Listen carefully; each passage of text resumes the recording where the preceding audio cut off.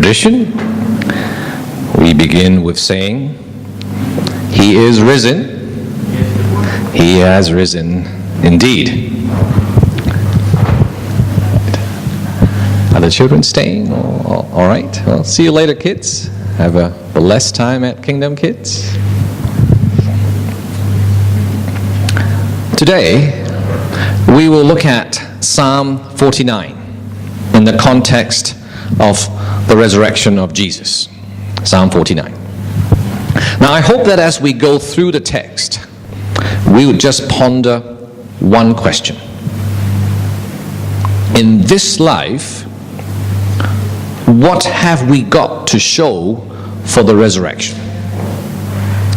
I repeat, in this life, what have we got to show for the resurrection?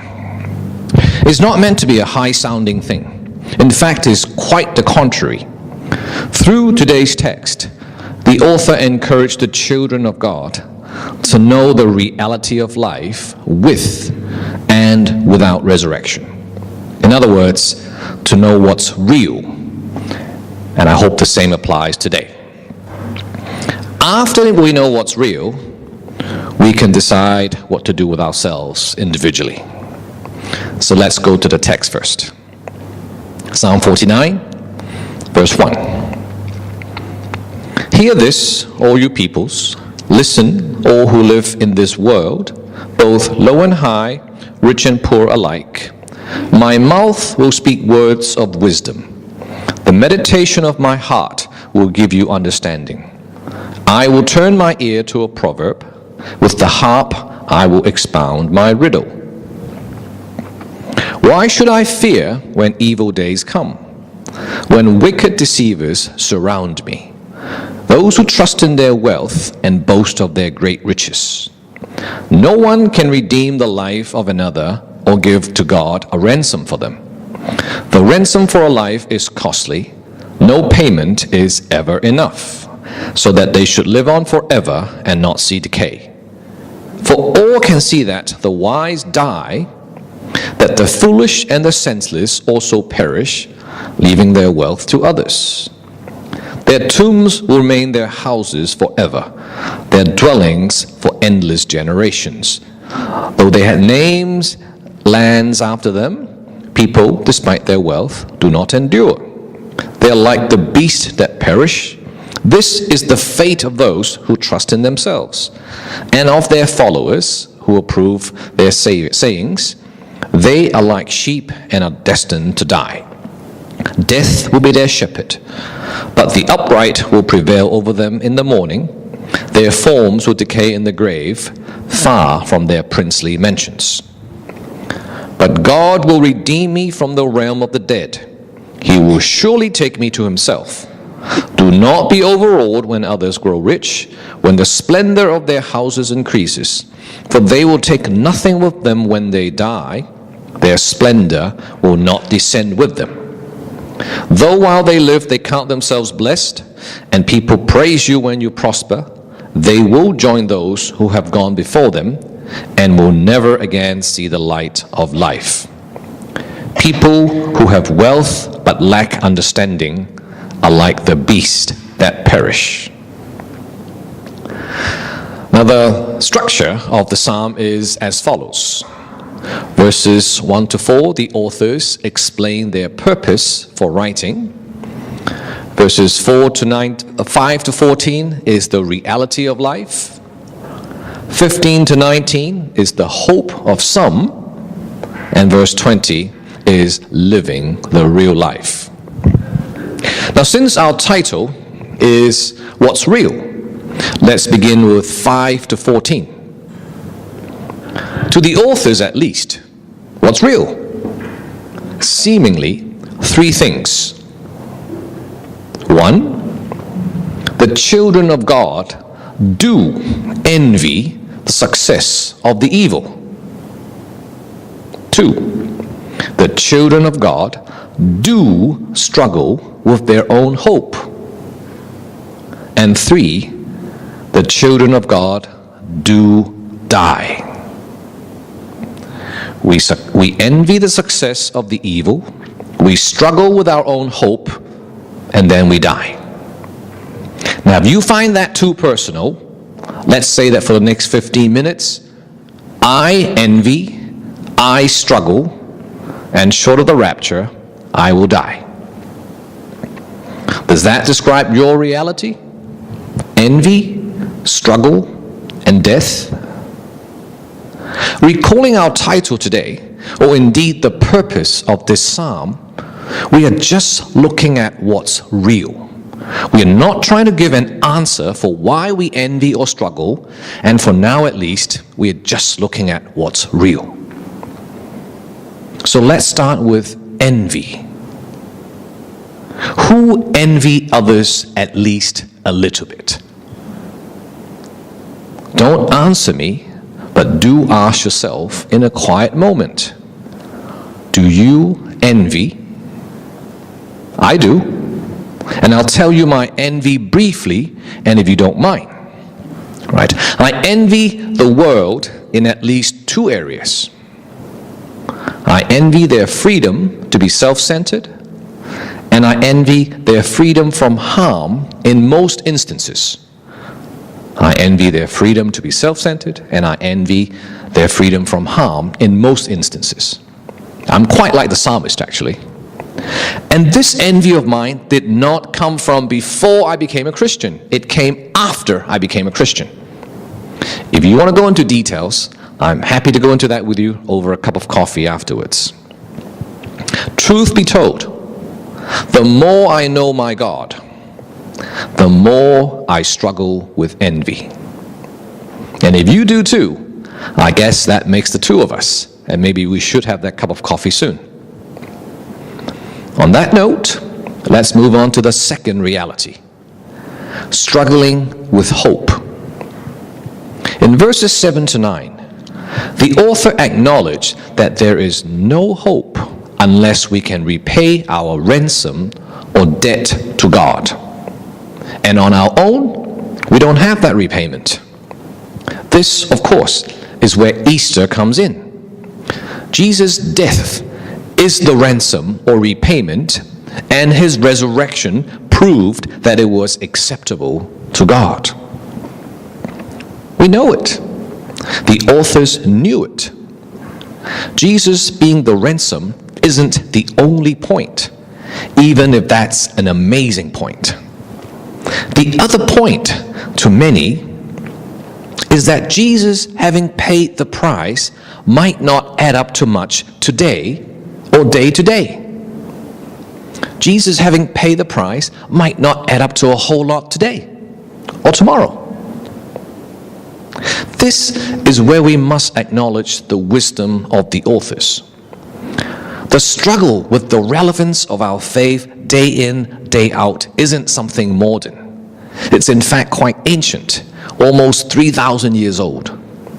So if we find the Christian faith irrelevant, know that others have found it to be so for 3,000 years. The authors were most aware of God's plan, his work to save humankind. They knew. And yet, day in, day out, that didn't seem to be enough. Putting them aside, how about us? Are we completely at peace with what Jesus did, or do we struggle? On the one hand, we know that Easter brings hope, and yet unavoidably, our hearts and minds are tangled up in our day-to-day living, like with envy or struggles. And if we are honest, some of us find struggling with the relevance of our faith something painful, even shameful. So we keep these struggles deep inside. And then there is death. No, we don't envy or struggle with death. Most of us don't anyway. Death is just inevitable. And yet, as the authors reminded us in verses 10 to 12, death is a real threat to everyone, because only after death would we know if our hope is real. And whatever it turns out to be, there's nothing we could change. Take myself, for example. I'm a few months from a half century with a wife about my age and a son who's still in diapers. So statistically, I have a far greater chance of finding out if Jesus is real than to see the birth of my grandchildren. It's obvious I don't want to die soon. And yet, death is real, and it puts our hope in a completely different light. Even knowing the resurrection of Jesus, it would still be unreal for me to say that I look forward to death because of my hope in Jesus. So then what's the point of Easter if we are to continue in envy, in struggle, and in fear of death? We have just one more verse to cover, and probably you're not expecting any earth-shattering revelation from verse 20. But before going there, let's go back to verses 1 to 4, as we didn't cover that at the beginning. Specifically, let's find out a little about the authors. The sons of Korah wrote Psalm 49. Who were they? The sons of Korah were priests. Their forefather, Korah, was a rebel whom God judged and killed. His name was in fact to Israel one of great shame. To call yourself a son of Korah is a bit like calling yourself a son of a traitor or a son of a criminal. It reminds of a shameful past. As it turned out, some of Korah's descendants learned their lesson and became faithful. Some of them were mighty in battle and faithful in worship. So when David's kingdom was settled, he made them song leaders in Jerusalem, and on record, they wrote 11 psalms. It's interesting that although they had names of their own, they continue to refer to themselves as sons of Korah, a name of great shame or disgrace. It's almost as if they didn't want to forget their past. Why is that? Verses 1 to 4 demonstrates their desire to tell a story that to them at least is well worth listening to. So despite starting the psalm with a name that reminds of a disgraceful past, the authors told their story with dignity. Through the verses we read, we know that they had dignity because they knew that their ransom would be paid. Just like through Easter, we know that our ransom was paid. And what does having our ransom paid means? Well, don't let me answer this for you. Let's go back to our original question at the beginning of this. In this life, what have we to show for as a result of the resurrection? And when I say to show for, I mean to those who see us day to day. I mean to the security guards of our homes and offices. I mean to the cashiers at our regular supermarkets, the plumbers or electricians who come to fix our things, and our live-in helpers who see us 16 hours a day. To these people, what has the resurrection got to do with our lives? Now, if this was any other sermon, the message might be to show them love, joy, gentleness, etc. But this is Psalm 49, where we are shown to be envious, struggling, and dying, rather than loving, joyful, or gentle. So if that's the real us, what are we to do with the resurrection or Easter? Verse 20 reads, "People who have wealth but lack understanding are like the beasts that perish." Here, The sons of Korah, they are not cursing the wealthy. Rather, they are saying that for some at least, it is possible to have both wealth and understanding. And for everyone in general, it is possible to have understanding. Another word for understanding is wisdom. In other words, both the wealthy and the unwealthy can have wisdom. And of course, both the wealthy and the unwealthy can lack wisdom. So how did the sons of Korah get to understanding? I mean, after all, isn't the whole psalm more or less about envy, struggle, and death? Well, that understanding comes in two folds. The first we have already covered. We have to understand that Jesus died and rose again, therefore our debt to God is paid. We are debt-free. Understanding that is the beginning of wisdom. So if you have never heard of Jesus or the hope that Easter brings, you do need this first bit of wisdom the sons of Korah shared, right? To settle your debt with God. To know more about that, let me make you a limited offer. Right, this offer will expire by the end of lunch today, so do make good use, all right? I will give you details at the end of the message. The second understanding is more subtle. Rather than saying it or explaining it, the authors chose to demonstrate it instead. In other words, the entire psalm is a demonstration of the second understanding. So what exactly is that?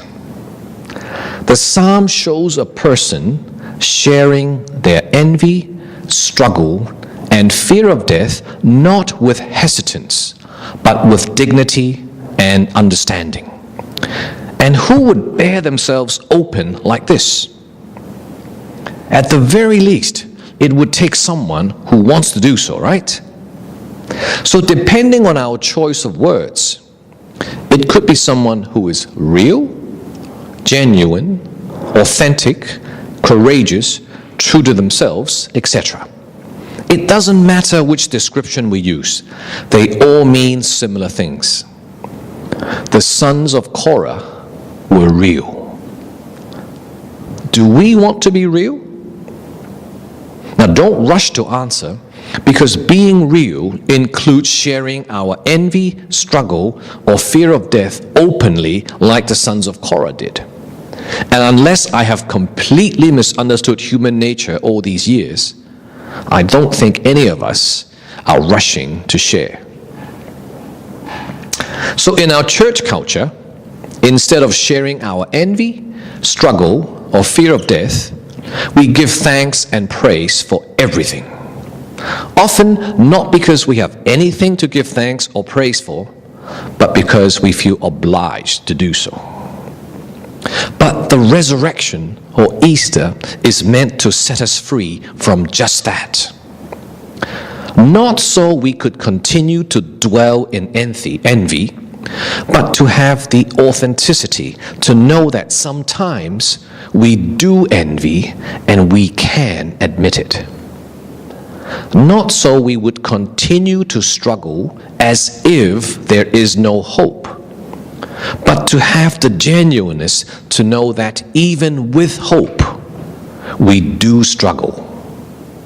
And not so we would be fixated by death, but to have the peace of mind to admit that death does bother us, even as we know that it is not the end. Thus viewed, the wisdom from the sons of Korah is not just to overcome our shame because of the resurrection, but to share it. The wisdom from the sons of Korah is not just to overcome our shame because of Easter, but to share it with others. Then we have to ask, when was the last time and with whom did we share our envy? When was the last time and with whom did did we share our struggle? And when was the last time, and with whom, did we share our fear of death?